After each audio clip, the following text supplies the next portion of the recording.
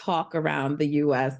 women's national team to me is very fascinating, right? So like there seems to be a lot of fear and nervousness. And then, and I'm saying that's coming from like the pundits, the people who talk about the team, right? Fans, but it's like, but there's also the team sort of like wanting to project this confidence. So they're like, this is where we want to be. Everything Megan Rapinoe said, I think she said all the right things. And, we've heard reports too that they're like, no, they want to win, they want to win it, not just like win that match, but win the group.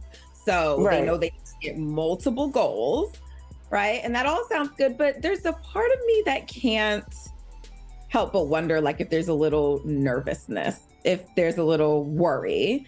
But I'm also like, listen, you guys are not going to be big brother, or rather big sister forever, You're not going to be big sister forever. And what makes champions is their ability to win, even when it's tight, even when it's tough, right? And I feel like they showed that, like I said last week on the show, when they were down the first time, ever. Against the Netherlands, yeah. Well, not ever, but like 14 years.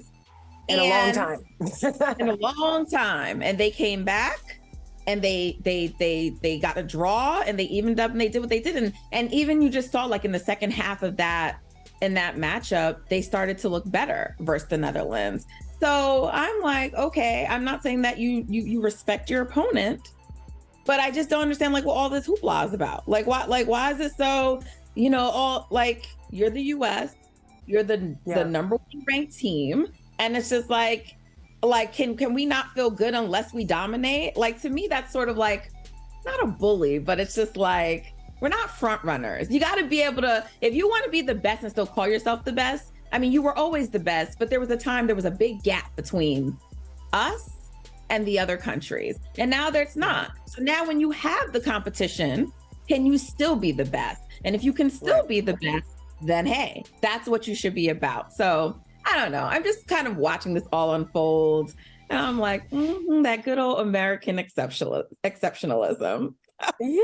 And I think it's valid though, right? Like when you talk about that nervousness, this World Cup, there's so many unprecedented things that are happening here already. Ireland 22 got kicked out by Nigeria. We're going to talk about that, but already kicked out. You look at Canada, right? Canada being one of the ones that was favored to win.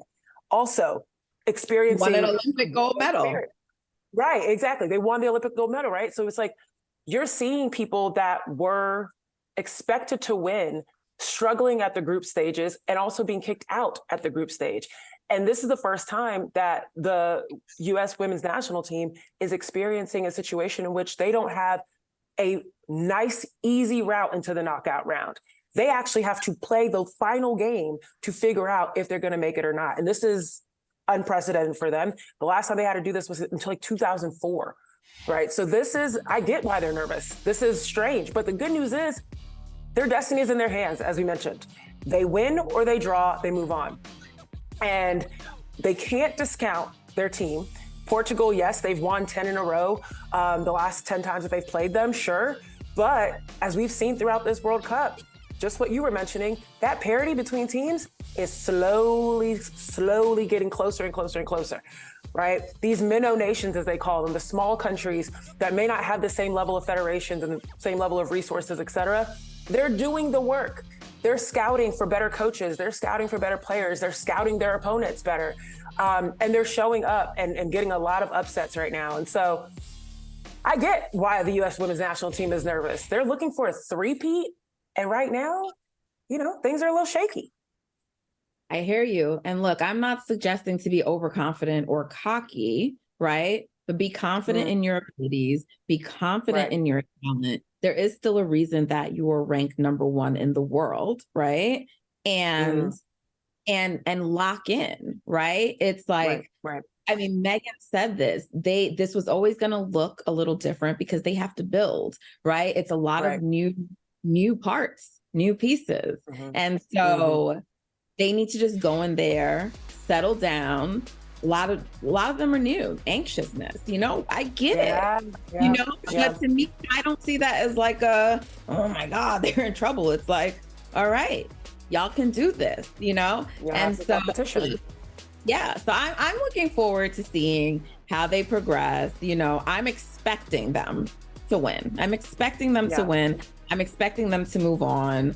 So if something different were to happen, if they were to somehow get knocked out, I would be shocked. But, my expectation is that they move forward. And as they move forward, they will continue to build. Hey, thank you for watching Brother from Another. If you haven't hit that subscribe button, go ahead and do that now. Don't forget, you can catch us 3 to 4 weekdays on PeacockTV.com and on Sirius XM Channel 85.